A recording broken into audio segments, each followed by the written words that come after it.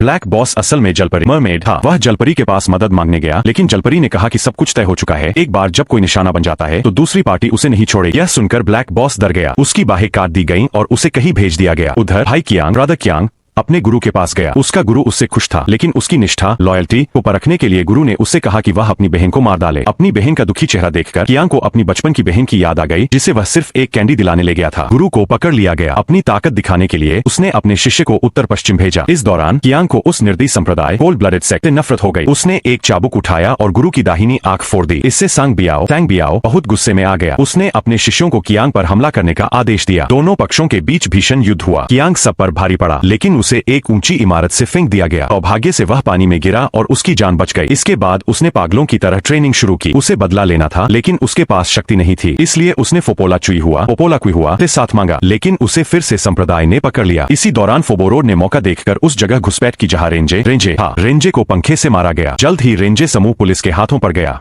कियांग ने एक अंतिम संस्कार ढूंढा, लेकिन रेंजे का शनशा ट्री पहले ही अंधेरे में गायब हो चुका था। गुरु ने कियांग को मारने की कोशिश की, लेकिन तभी कियांग ने शनशा पेड़ को सामने लाकर उसका ध्यान भटकाया और पीछे से तलवार घोंप दी। दुश्मन वहीं ढेर हो गया। गुस्से में कियांग ने सब कुछ जला डाला। अब उसका धैर्य हर सीमा पार कर चुका था, लेकिन जैसे ही वह अंधेरे में गिरा, वह अपने गांव लौट आया। इस तरह उत्तर पश्चिम भेजे गए लोगों की भी समाप्ति हुई।